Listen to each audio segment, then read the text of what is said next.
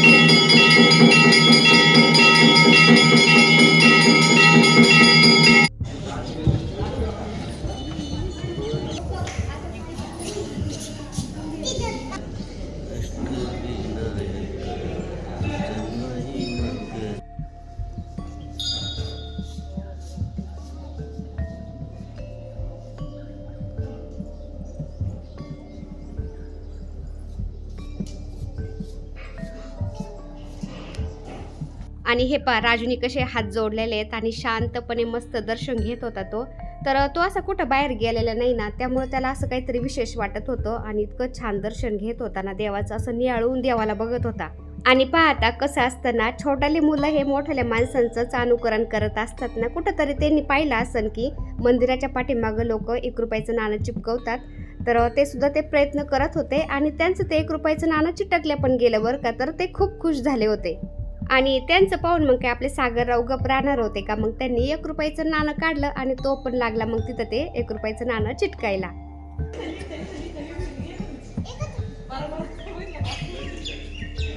आणि देवांच्यातून ज्या पॉझिटिव्ह लहरी निघतात ना, त्या लहरींच्यामुळे देवाचा सगळा परिसर पवित्र होऊन गेलेला असतो.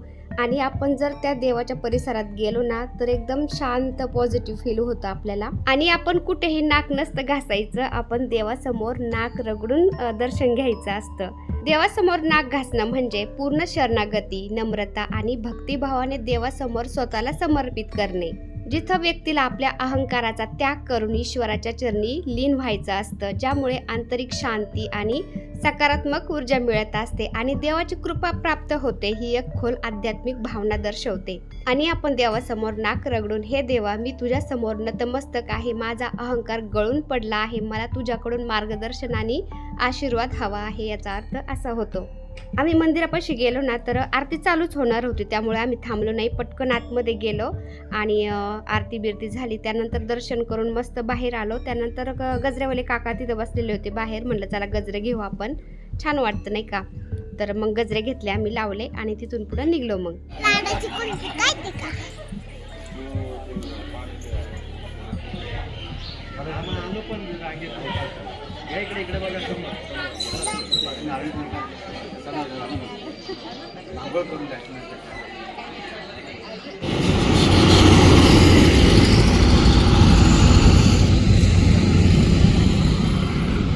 तर मोरगावमधून आम्ही जेजुरीमध्ये आलो, म्हणजे रोडच्या कडेलाच होतो. आम्हाला करावर जायचं होतं नाही का, देवांना आंघोळ्या वगैरे घालायला.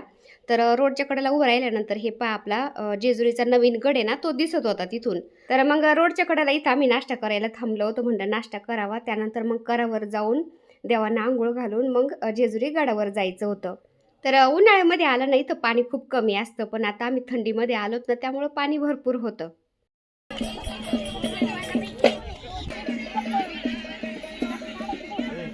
आता खरं तर असं म्हणतात की ह्या करामध्ये आंघोळ केलेलं खूप चांगलं असतं. इथं आंघोळ करून मग देवदर्शनासाठी जातात, पण पाणी एवढं थंड होतं आणि नदीच्या काठेवर आहे ना, असं एवढं राडा करून ठेवतात ना लोक आल्यावर, काय काय तिथं टाकलेलं असतं. त्यामुळं मग आम्ही हातपाय तोंड धुतलं आणि त्यानंतर मग राजूने काही फोटो काढले, सागरनी पण काही फोटो काढले. आणि हे पा, राजूच्या हातामध्ये कॅमेरा आला ना, त्याला असं ते पाणी खूप छान वाटलं ना, तो शूट घेत बसला होता.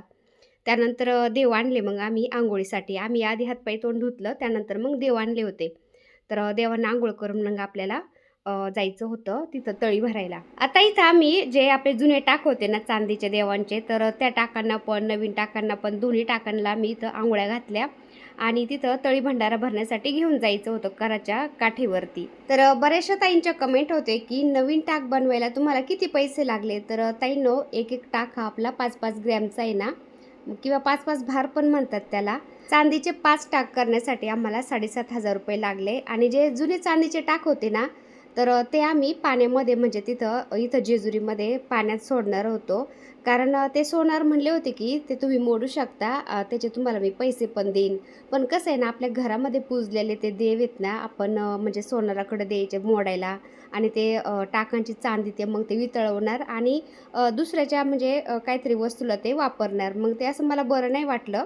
आपल्या घरामध्ये इतके दिवस ते पूजलेले देव, त्याची ते चांदी काढणार आणि दुसऱ्याला देणार. त्यामुळं म्हणलं नको, किती घ्यायचे त्याचे पैसे तरी म्हणलं मग आपण करामध्ये ते प्रवाहित करून देऊ, आणि मग ते ज्याच्या हाती लागतील त्याच्या लागतील, ते आपण दान केल्यासारखंच होईल नाही का. त्यामुळं मग ते आम्ही पाण्यामध्ये सोडायचं ठरवलं. आता देवांना आंघोळ घालून आम्ही तळी भंडारा भरायला येऊन बसलो. तर त्या काकांनी मग देवांच्या खाली आथरायला कोरं कापड दिलं, त्याच्यावरती आम्ही देव ठेवले, त्याला भंडारा वाहिला आणि नैवेद्य पण त्यांनी बनवलेले दिले. तर तिथंच देतात सगळं ते. तर नैवेद्य ठेवले आणि मग इथं तळी भंडारा करून आपल्याला गडावर जायचं असतं.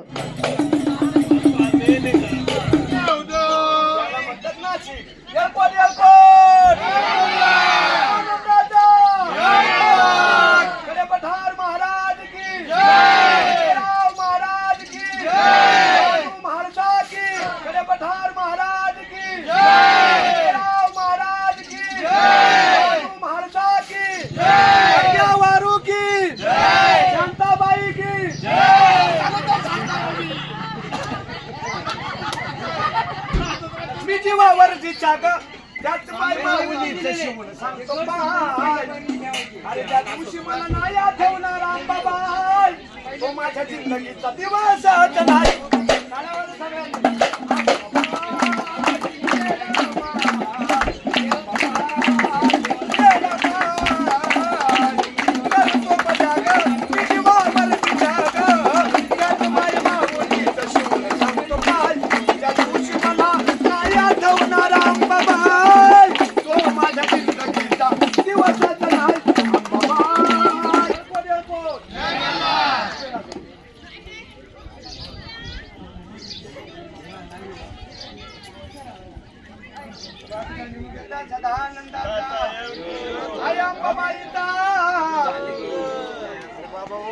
म्हणा एअरपोर्ट एअरपोर्ट अरे पठार महाराज की जय पंचप्राणाच्या आरती आवावर मारत मानुषाची लागती अरे पुराबाई मारीना हार घालती देवाला हार घालती मालवती मुरळी रे कुणावडी नगाती आवताया बाटा बघून आपला मोहाय करा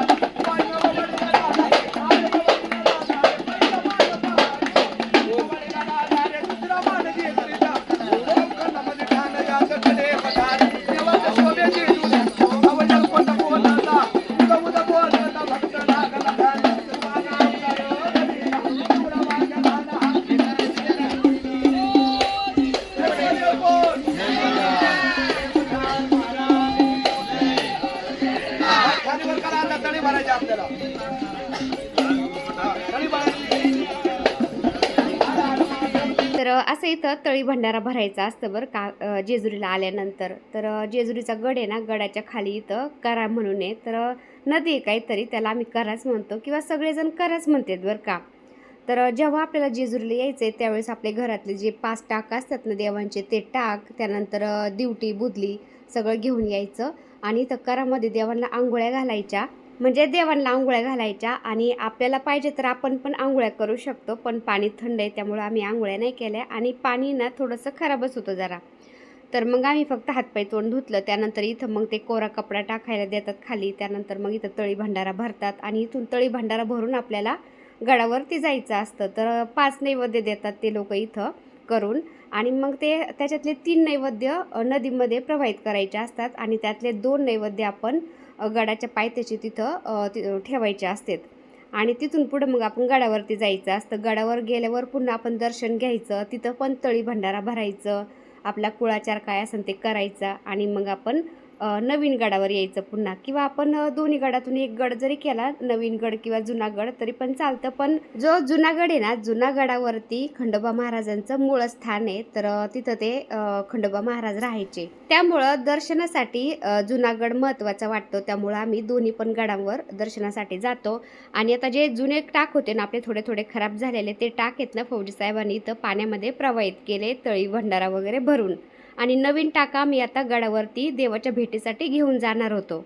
मस्त सावलीला आता इथं गाडी लावली आपण आणि आता आपण चाललोत वरती गडावरती. तर जुन्या गडावर आम्ही आधी दर्शनाला चाललो, त्यानंतर मग नवीन गडावर पण जाणार आहेत. राजू कुठे गेला? चला चला करावर गेलतो ना तळी भरायला, सगळं डोकं भरवलंय भंडाऱ्याने. ऊन लय झालंय बरं काय ना.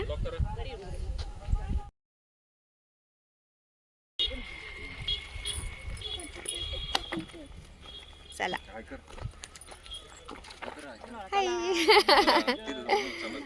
बरोबर चला म्हणा जुन्या जेजुरीला आहे ना. किती लाख पायऱ्या आहेत? 9 लाख पायऱ्या आहेत जुन्या जेजुरीला. बोल ना जरा तू आता गडाच्या पायथ्यालाच आम्ही इथं भंडारा घेतला वरती तळी भरण्यासाठी. वरती पण मिळतो, पण म्हणलं चला इथूनच घेऊ आणि मग तो भंडारा घेतला, निघलो वरती. आणि एवढ्या मोठ्या पायऱ्या पाहून तर मी आधीच हादरले. म्हणलं चला आता जाऊ आपण बसत उठत. मग निघलो हळूहळू वरती. तर फौजी साहेब काय बोलतेत, 5 पायऱ्या मी तुला उचलून घेतो. तर ते भाऊ होते ना, ते पण म्हणले 5-5 पायऱ्या आपण उचलून घेऊ यांना. तर फौजी साहेबांना मी काय म्हणलं, आता आपले मुलं लग्नाला आलेत, ते त्यांच्या बायकांना उचलून घ्यायची वेळ आली, तुम्ही कुठं मला उचलून घेतात. तर फौजी साहेब काय बोलते, ते त्यांच्या बायकांचं बघून घेते, आपापलं आपण पाहायचं. तर हे असं आहे फौजी साहेबांचं. आणि आमच्या इकडं कशी पद्धत आहे, जेजुरीगड चढायचं म्हणलं ना, नवऱ्याने बायकोला 5 पायऱ्या तरी उचलून घ्यायचं असतं. तर मग फौजी साहेबांनी घेतलं मला उचलून आणि त्या भाऊनी पण त्या ताईंना उचलून घेतलं. तर हे गडाच्या अशा पायऱ्या आहेत. आता नवीन काम झालंय बरं का गडाचं, म्हणजे चालूच आहे काम गडाचं. पहिल्या जुन्या पायऱ्या होत्या ना, त्या थोड्याशा वेगळ्या होत्या. तर आम्ही वरती गेलो ना, अर्ध्यापर्यंत हे नवीन काम झालेलं आहे आणि अर्ध्यापासून वरती अजून काम चालूच होतं. आणि ओव्हर व्हॉइस मी रात्रीचं करते, त्याच्यामुळं थोडंसं आवाज वेगळा येत असेल बरं का. कारण दिवसभर ओव्हर व्हॉइस करायला टाईमच मिळत नाही, कारण आपली घरातली कामं, व्हिडिओचं काम, भरपूर कामं असतात ना, त्यामुळं रात्रीचं ओव्हर व्हॉइस करत बसले होते. आता देवदर्शनावरून आल्यानंतर घरातलं काम मला 2 दिवस पुरलं बरं का. भरपूर काम होतं, तेवढं आवरलं आणि त्यानंतर आला गुरुवार. मग असं व्हिडिओ जरा लेटच होत गेले, पण आता इथून पुढं मी व्हिडिओ रेग्युलर आपला नेहमीप्रमाणे टाकण्याचा प्रयत्न नक्कीच करेन ताईंनो. काय बसले बच्चू. अजिबात दम नाही लागलेलं कोणालाच. पळत पळत आले सगळे. काय आता आई इथे इथे 2 मिनिटं वर या. इथे बसायला आहे. वर आहे बस आहे.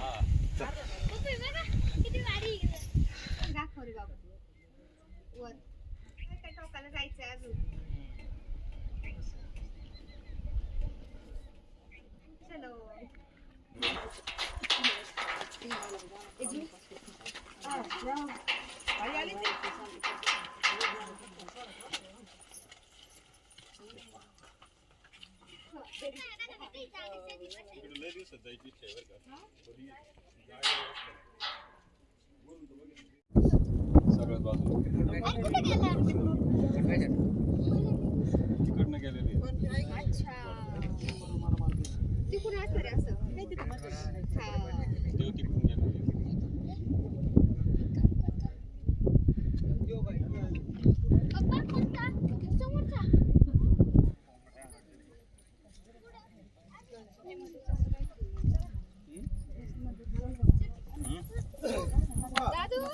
साडेबारा लागतील बरं का.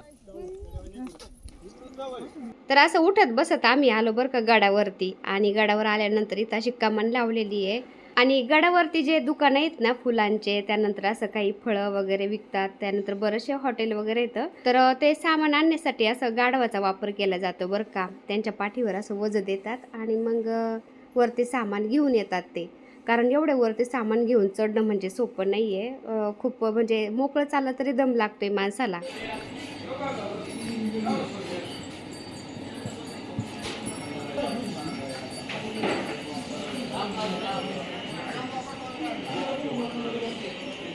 तर हे खंडोबा महाराजांचं जुनं देवस्थान आहे बरं का.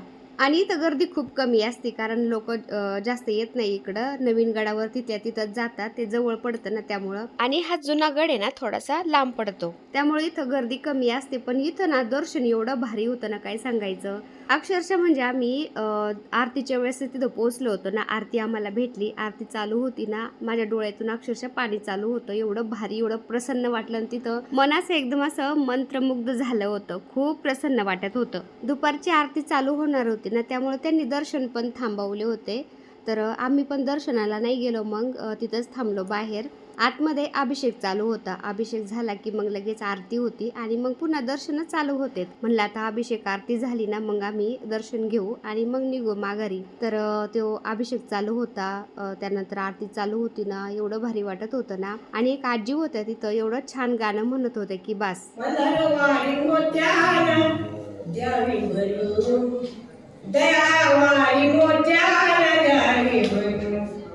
मलावारी मोत्याला द्यावी भरून.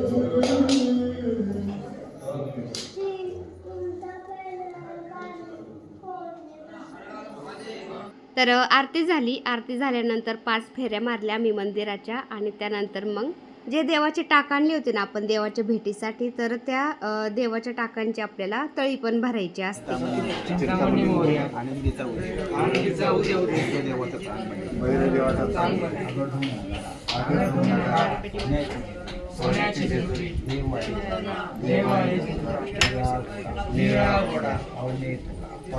थोडा कमरे कर गोटा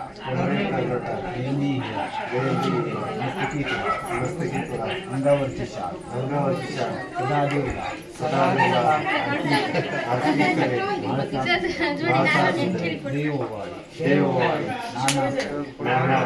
खोबऱ्याचा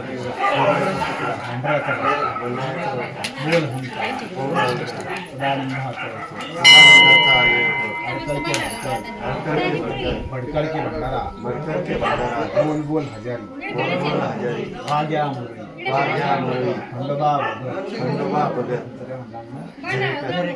दरेकर भगत सलाम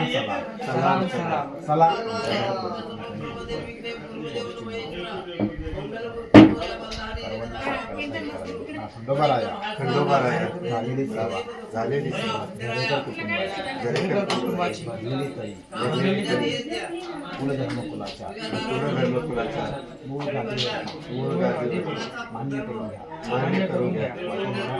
इच्छा असेल देवाला सांगा, देवाला सांगा मूळ जागेवरती पावन करा म्हणा.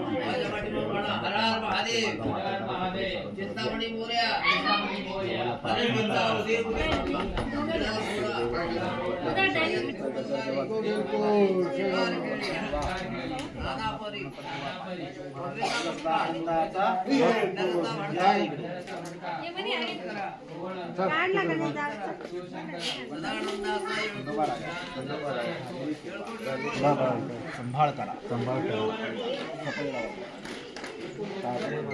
दक्षिण सोडून द्या, एकदम झोपडीतून दूर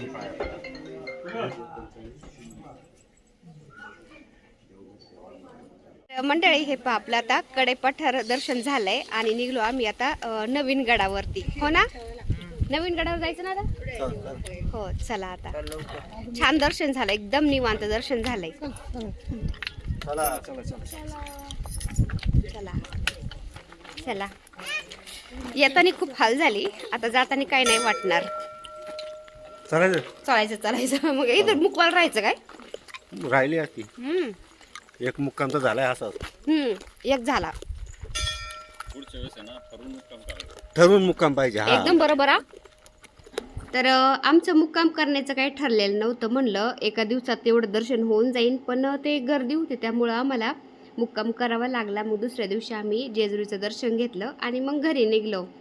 तर आम्ही कपडे वगैरे काहीच नव्हतं नेलं ना, त्यामुळं मग ती आदल्या दिवशीची साडी ना आंघोळ वगैरे करून तीच साडी घातली.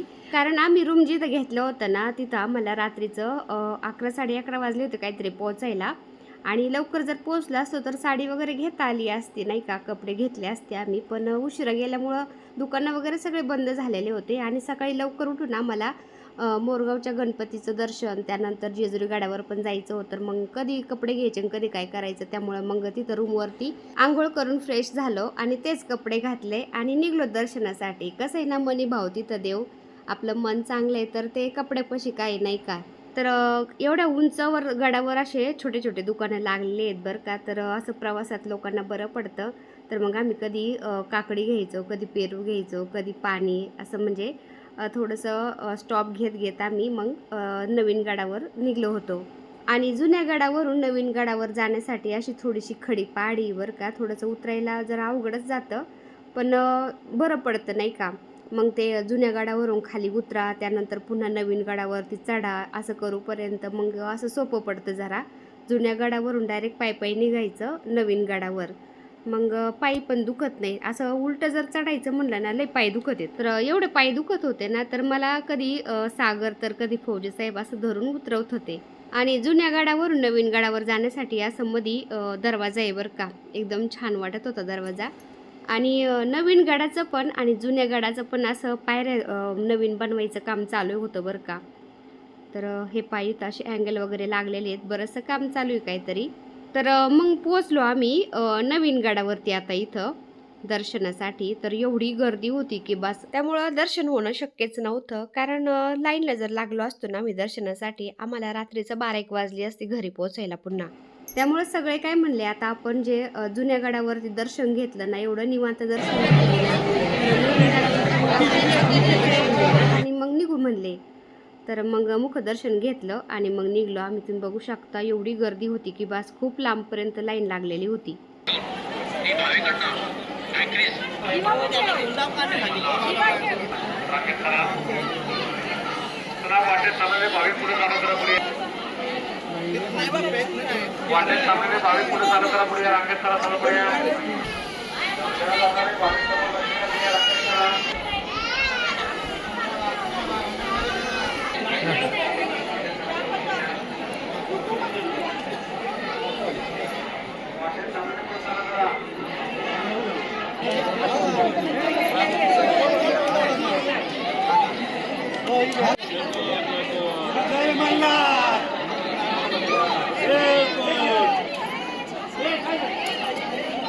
तर तुम्ही बघू शकता एवढी गर्दी होती बरं का. त्यामुळं आम्ही कळसाचं आणि मुखदर्शन घेतलं फक्त. कारण असं म्हणतात की मंदिराच्या कळसाचं दर्शन घेणं म्हणजे हे प्रत्यक्ष देवाच्या दर्शना इतकंच महत्त्वाचं मानलं जातं. कारण कळस हे मंदिराचं शिखर असून ते थेट आकाशाला आणि ईश्वर शक्तीला जोडलेलं असतं, त्यामुळे त्यातून सकारात्मक ऊर्जा मिळते आणि देवाच्या अस्तित्वाची जाणीव होते, असं धार्मिक ग्रंथामध्ये सुद्धा लिहिलेलं आहे.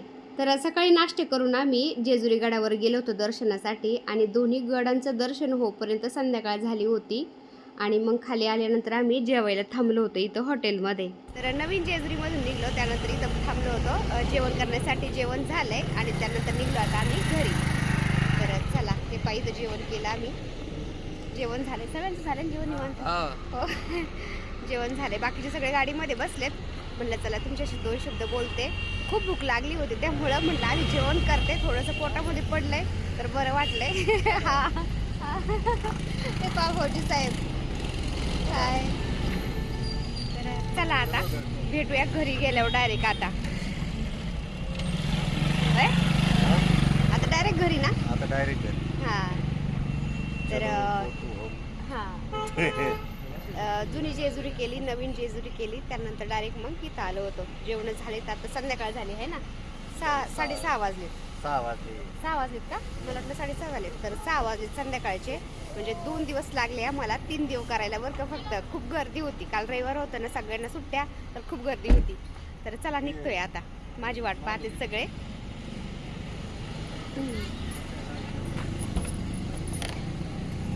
तर रात्रीचे 8 वाजले होते आम्हाला घरी यायला. तर त्या ताई दादांना त्यांना त्यांच्या घरी सोडलं, त्यानंतर आम्ही निघलो घरी आपल्या.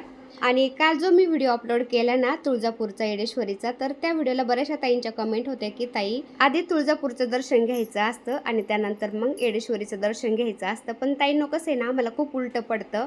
आम्हाला मग आधी येडेश्वरीवरून तुळजापूरला जायचं दर्शनासाठी, तुळजापूरचं दर्शन करायचं आणि पुन्हा तिथून पाठीमागे यायचं 60 किलोमीटर आणि पुन्हा येडेश्वरीचं दर्शन करायचं आणि पुन्हा तुळजापूर आणि पुन्हा जेजुरी. म्हणजे ते लईच उलटं पडतं. त्यामुळं मग म्हटलं चला मनी भाऊ तिथं देऊ आपण आधी. आता जाता जाता येडेश्वरी लागती ना, तर येडेश्वरीचं दर्शन करू आणि मग तुळजापूर आणि मग जेजुरी. तर असं रूट एकदम व्यवस्थित होता, त्यामुळं मग आम्ही असं दर्शन केलं. तर 2 दिवसानंतर आकाशला पाहिलं ना, खूप छान वाटलं. असं काहीतरी चुकल्यासारखं वाटत होतं. तर 2 दिवसांनी मला आकाशने पाहिलं आणि एकदम मस्त खुदकन हसला. तर म्हटलं चला त्याला भेटते मी आता, व्हिडिओ बास करते.